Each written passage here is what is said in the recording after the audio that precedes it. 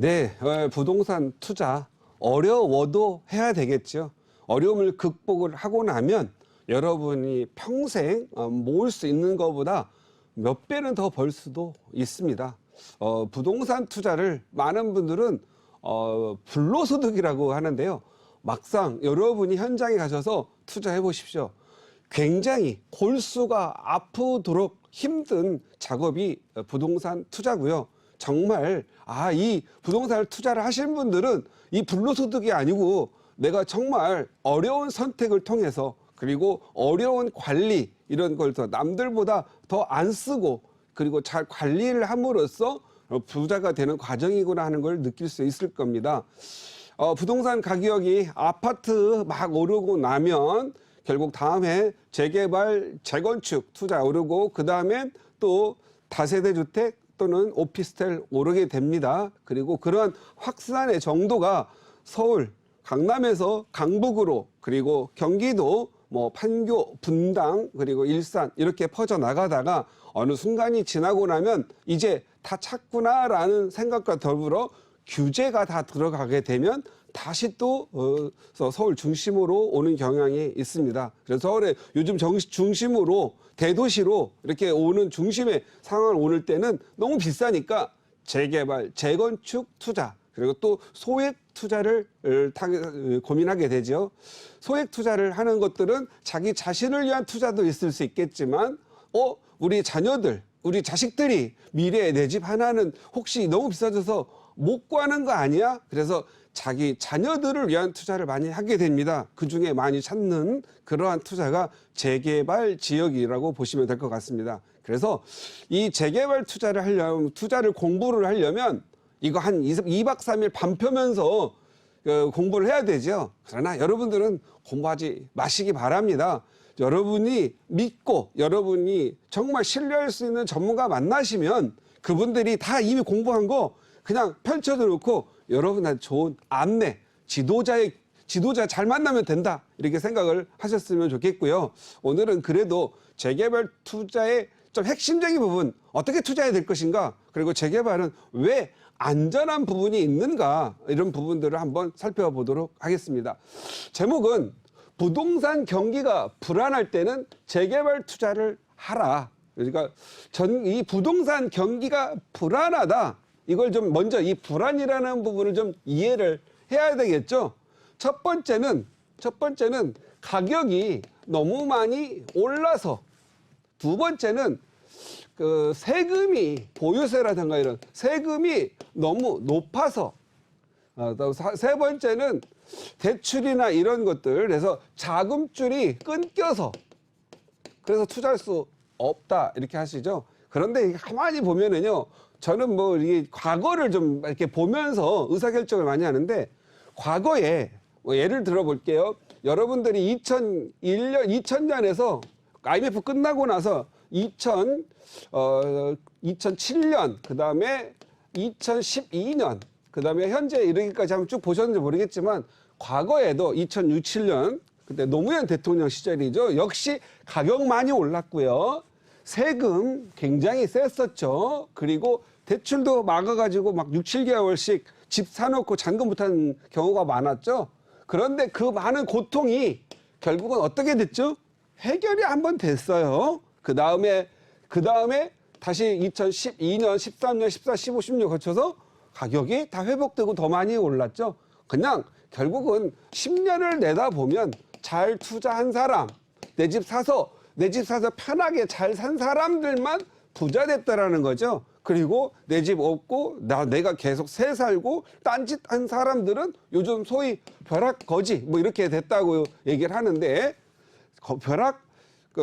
거지가 된 건 아니죠. 너무 많이 올라서 상대적 박탈감이 느낀다라는 거죠. 그런데 중요한 건 반대, 그럼 벼락 부자가 됐느냐? 아니라는 거죠. 사람들은 벼락 부자가 된 게 아니라 그냥 자기 집에 살고 있을 뿐이고, 물가 오르고 화폐가치 떨어지니까 결국 올라 있는 거죠. 그런데 그 올라 있는 거, 내가 만약에 5억짜리 아파트가 10억 됐다고 바로 팔고 이런 건 아니잖아요. 그냥 팔고 나면 또 어디 살아야 되잖아요. 결국 내 살 집의 가격이, 절대적 가치가 증가하고 있다라는 거고, 안 오르는 사람들은 상대적으로 내가 안 올라서 박탈감이 생긴다라는 부분입니다. 그렇다면 여러분의 자녀들 지금 10살 먹은 사람, 12살, 20살, 뭐 또 결혼 앞둔 사람, 무주택자 이런 분들은 어떻게 해야 돼요? 10년 후에 지금 이 경기의 불안이 또 사라지고 난 10년 후, 15년의 모습에 역시 가격이 떨어지고 불안할까요?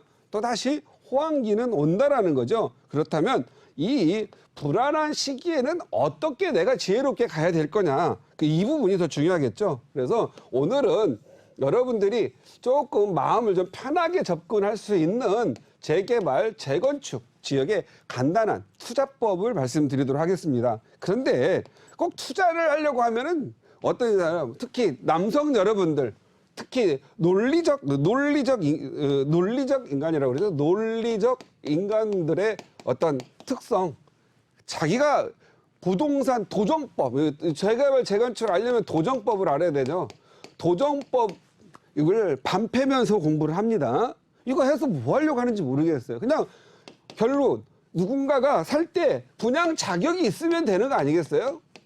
그리고 돈이 많으면 큰 거 사도 되겠지만 돈이 없으면 작은 거라도 하나 사서 아파트 뭐 입주권 하나 확보하는 게 목적이 돼야 되는데 입주권 하나를 목적이 되는데 무슨 놈의 뭐 도정법을 파야지 분양 자격이 어떻고 뭐 편법을 찾아야 되고 뭐 이런 분들 있죠. 그거 이제 시작해서 공부하는 분들 하지 마세요. 이런 공부. 이미 한 사람들이 너무 많고요.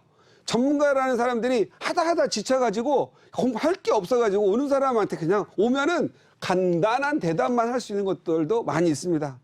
저도 과거 뭐 용산, 뭐 저기 성수동, 뭐 마포 이런 데 하면서 정말 많이 공부를 했고 당시에 강의도 참 많이 했어요. 강의해가지고 내가 지금 생각해 보니까 정말 그때 많이 왔던 수강생들한테 지금 미안한 게 뭐냐면 강의한다시고 머리 차갑게 해가지고 계속 공부시키다가 1, 2년 공부하고 하다가 투자 못하게 한 게 더 미안해요.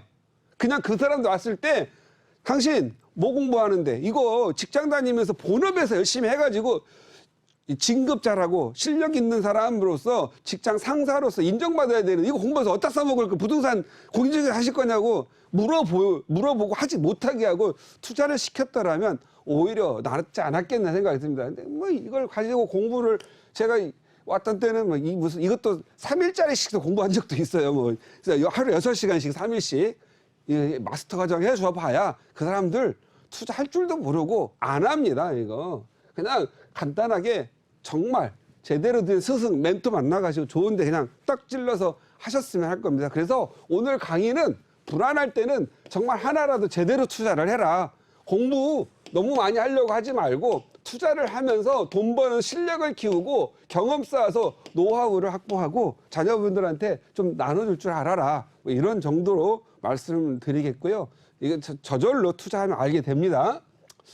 자, 오늘의 이 핵심은 이 완성된 아파트 시장과 우리가 왜 이렇게 경기가 불안정할 때는 이 재개발, 재건축을 해야 하는지 그 설명을 좀 할까 합니다.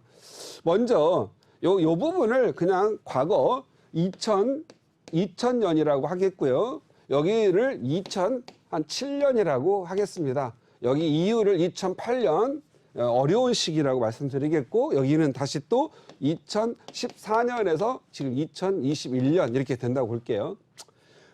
만약에 여러분들이 여기서 아파트, 그러니까 현재 살고 있는 100% 완성된 아파트는 가격이 내리고 가격이 이렇게 올라가다가 어느 순간에 내리기도 합니다. 그런데 여기는 아파트의 시세가 오르고 내린다고 합니다. 시세의 오르내림이라고 하죠. 그런데 이 재개발, 재건축에서 생각하는 가격은 목표가가 오르내립니다. 목표가가 오르내립니다. 그런데 지금 여러분이 생각하는 아파트가 나중에 지금 현재 내년, 내후년 뭐 대세 하락한다 뭐 한다 하잖아요. 별로 내리지도 않아요. 아마 10%에서 왔다 갔다 할 거예요. 근데 사는 집, 사고 팔고 하는 사람들한테는 그게 타격이 될 수 있지만 그냥 안 팔고 그냥 가져갈 사람들한테는 또 10년 가져가면 또 다시 오르내려 하다가 올라가겠죠. 그럼 조정기를 거치는 거니까. 그런데 조정기를 못 거치고 또 하는 사람들은 그냥 가격이 시세가 이렇게 가다가 한 10%를 떨어졌다고 할게요. 10% 하락. 그래서 10% 이제 하락이 됐다고 할게요. 그런데 같이 이 아파트 가격이 떨어지면 목표가, 재개발, 재건축 33평형 아파트의 이 목표가가 같이 10% 떨어진다고 하겠습니다. 10% 떨어지겠죠? 그런데 아파트를 사신 분들은 내 가격이 진짜 10%가 떨어지는 거예요. 그러나 재개발이나 재건축, 특히 재개발이라는 용어 하나로 통일할게요. 재개발을 사는 사람들은 내가 시점이 요 시점이라고 할게요. 요 시점. 가격이 이제 떨어진다고 하는 시점. 그러면 가격이 원래 예상은 이렇게 2단계, 3단계를 거쳐서 오르기로 했는데 목표가가 10% 떨어졌어요. 그러면 떨어졌겠죠? 그런데 목표가가 떨어진 것이지, 여기 목표가가 10% 이렇게 원래 목표가가 여기였는데 10% 떨어졌다고 할게요. 그러나 이 시점에서 가격은 계속 오른다는 거죠. 이게 더 핵심입니다. 그러니까 목표가가 떨어진다고 해서 내가 갖고 있는 현재 가격까지 떨어지느냐, 그건 아니라는 거죠. 그래서 이 가격이 이만큼 오르기로 막 작정을 했는데 시세가 떨어지다 보니 같이 아파트 떨어지는 만큼 목표가가 떨어져서 이만큼 오를 게 이만큼밖에 오르지 않는다라는 거죠. 결국은 오른다, 상승한다라고 일단은 보고요. 그러면 가격이 막 하락기에도 얘는 상승을 조금만 해줘요. 그런데 하락기가 지나서 불안정해서 안정으로 바뀔 때 이제 아파트 가격 오르겠죠.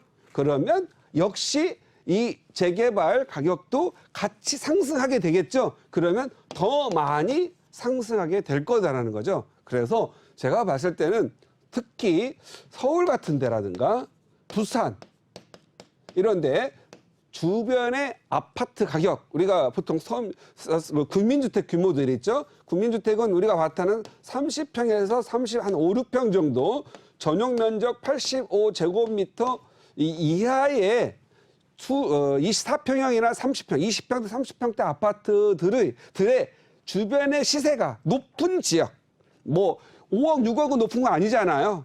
10억 넘어가면 높은 거죠. 15억 넘으면 더 높은 거죠. 그리고 높은 지역 인근에서 재개발하는 지역 또는 재건축하는 지역의 가격들은 계속 높아질 거라고 믿으셔도 됩니다. 다만 너무 가격이 낮은 지역에 가서 재개발, 재건축을 하게 될 경우에는 결국 예를 들어서 주변의 시세가 뭐 5억도 안 가는데 가가지고 재개발, 재건축하면 요즘 공사비, 인건비 많이 올랐잖아요. 그러다 보면 추가 부담금이 많이 들어가기 때문에 가격 상승 여력이 없고 또 인기가 없는 지역 같은 경우는 입주가 되더라도 가격이 안 오르기 때문에 계속 조정을 받는 현상이 좀 있습니다. 그래서 서울 예를 들어서 갑자기 풍선 효과로 끝물에 오른 지역들, 항상 그런 끝물에 오르는 지역은 오르는 기간이 꼴랑 9개월 이하. 그리고 오른 것도 뭐 예를 들어서 남들 10억 오를 때 1억 오르다가 멈춰가지고 먼저 가격이 빠지는 데 있겠죠. 항상 먼저 오르는 지역은 나중에 내리죠. 이제 먼저 이렇게 만약에 이게 서울이다. 그러면 서울 뭐 판교 분당 뭐 그리고 뭐 이렇게 하다 보면 뭐 파주 이런 데까지 가다 보면 뭐 의정부도 올랐잖아요. 근데 먼 지역은 늦게 오르고 빨리 꺼지는 습관이 있죠. 왜? 투자자가 가지 않는 거니까. 뭔가 항상 투자자 가지 않는 지역, 이런 지역에서 재개발, 재건축하게 되면 이 재개발에 대한 사업성이 안 좋고 재개발 이후에 대한 프리미엄이 낮기 때문에 거기 있는 조합원들, 즉 주민들이 사업에 대한 열과 성의가 없어요. 열과 성의가 없으면 사업이 지지분화되거나 해제가 되죠. 그럴 경우에는 투자에 대해서 크게 실패할 수가 있거나 그냥 본전 정도밖에 되지 않습니다. 그래서 우리 시청자님들은 정말 좋은 지역, 싼 거보다 하여간에 맨날 가장 많이 여러분들이 속는 얘기가 저평가죠. 저평가. 싼 지역을 저평가라고 하는 이 착시 현상을 일으키는 거거든요. 싼 것과 저평가는 다른 말입니다. 그래서 저평가는 부동산 세계에는 없다. 저평가가 있다라면 풍선 효과도 없죠. 그냥 싼 지역을 쫓아가는, 많이 올랐으니까 내려서 투자를 하는 이런 것들이 좀 있으니까 하시고, 재개발, 재건축은 예를 들어서 준공이 나버리면 시세로 갑니다. 그런데 준공이 나기 전 구역 지정에서부터 조합 인가, 사업 시행 인가, 관리 처분, 이주, 그다음에 공사, 준공. 이 준공 전까지는 물론 우리는 시세라고들 말하죠. 재개발 지분 시세라고 얘기를 하지만 그것은 사는 가격이죠. 사는 가격은 시세입니다. 그러나 지금 여기서 제가 그린 것은 목표가의 가격의 발전입니다. 목표가. 이 시기에는 이 정도 프레임이 있어야 되겠고 준공이 나면은 얼마 정도 가격이 되겠다. 그래서 이 목표가가 터무니없이 높게 책정된 것들은 현재 조심을 하셔야 됩니다. 그렇지만 터무니없이 그냥 시세대로만 인정이 된다라고 한다면 단계별로 진행할 때마다 가격은 오르니까 큰 염두 두지 않고 투자를 하셔도 된다. 그러면 어떤 지역을 선택을 해야 되느냐? 지역의 선택, 지역 선택의 중요성이 매우 중요하겠죠. 그래서 역시 대도시 그리고 아무래도 좀 집중도가 높은 도시 그리고 선호도가 높고 사람이 계속 인구가 늘어날 지역이 중요합니다. 인구가 늘어날 지역. 그 인구가 없어지거나 소멸되는 지역을 재개발, 재건축을 하게 되면 나중에 입주할 때 사람이 없죠. 입주할 사람이 없어서 그것은 망하는 겁니다. 재개발, 재건축 투자다 안 망할 것 같죠? 망합니다. 왜?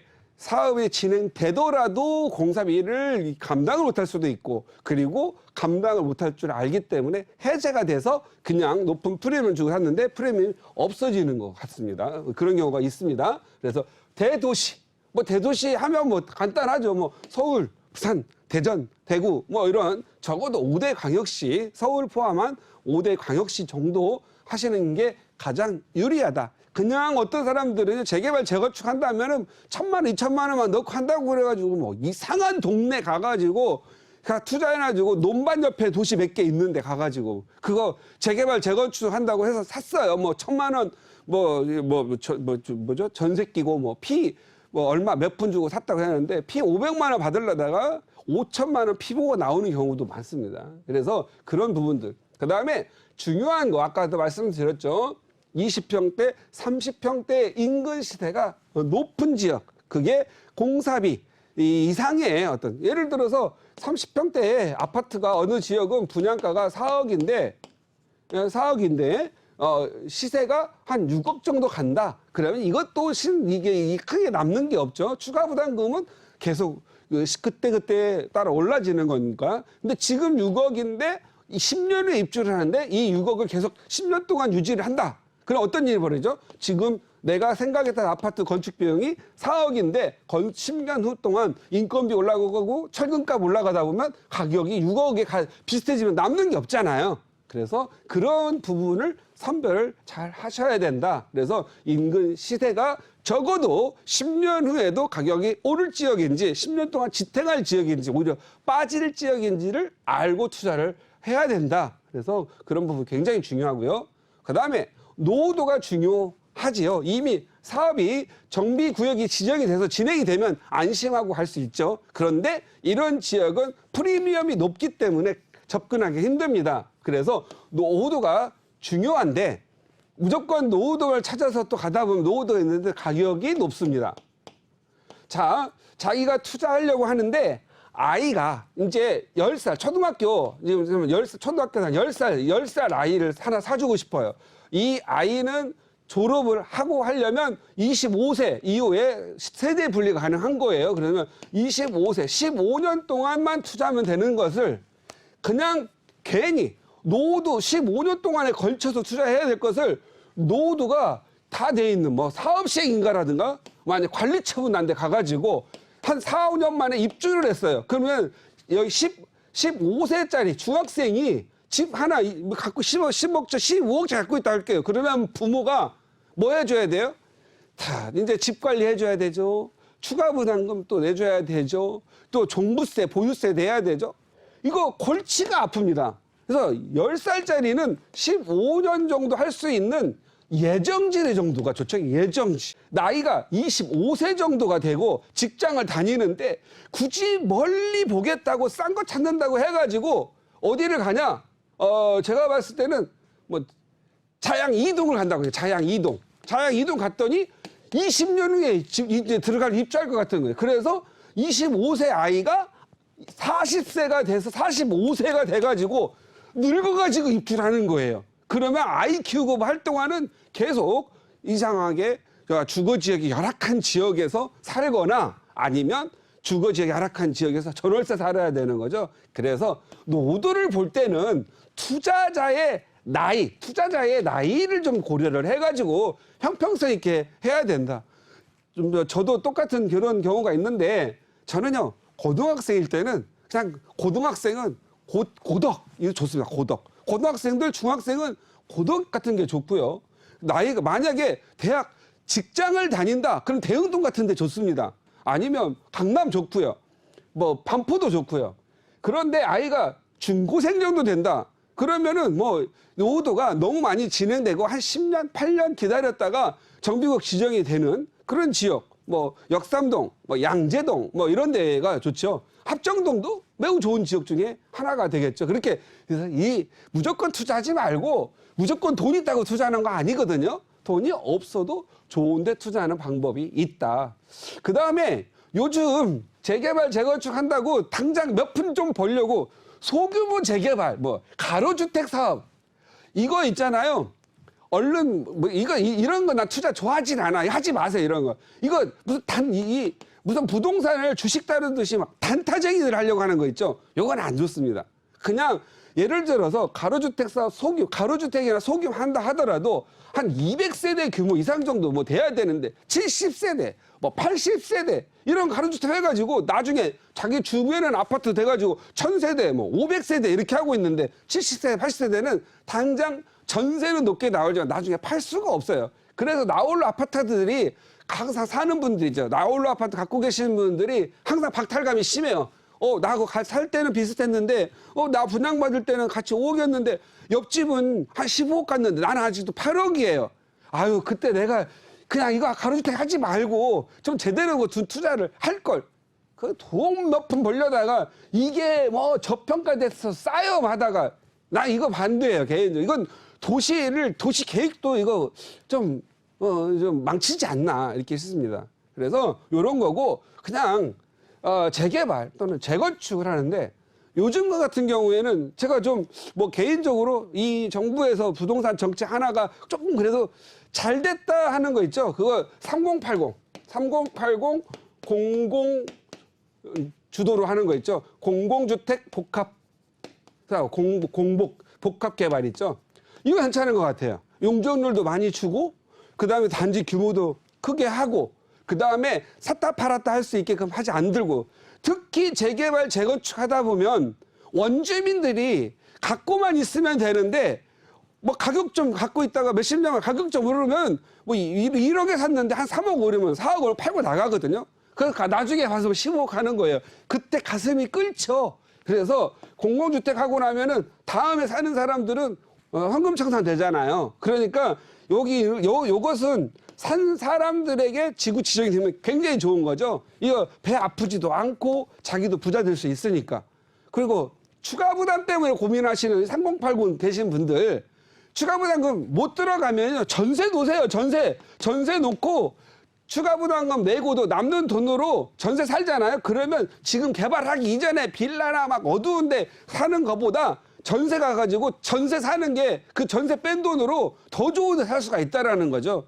이거 반대파 애들 막 이상하게 얘기하고 있는데 저는 3080은 이번 정부에서 이거 괜찮은 것 같아요. 그 다음에 서울시에서 하고 있는 신속통합계획 이건 빨리 공급하려고 하는 건데 이건 기존의 민간 재개발과 결합 방식이고 요거 공공주도 요것은 특별법인데 이 특별법으로는 공급 문제가 해결이 되고 나면 특별법은 사라지지 않고 원래 재개발 재건축 가장 좋은 건 저는 그동안 이 부동산 특히 재개발 재건축을 보면 도시 및 주거환경 정비법에 의한 재개발과 재건축 이게 가장 안정되고 가장 우리 사회에게 맞는 그런 법이 아닌가 싶습니다. 다만 옛날에 이제 박원순 시장 시절에 갑자기 정비지수라는 걸 넣어가지고 다 해제해버리고 다 안 해가지고 서울에 25만 가구 정도가 나올 게 사라져버렸잖아요. 근데 이제 그건 이번에 이제 신속통합 기획을 하면서 그런 부분 없앴고 정비지수를 그걸 폐지를 함으로써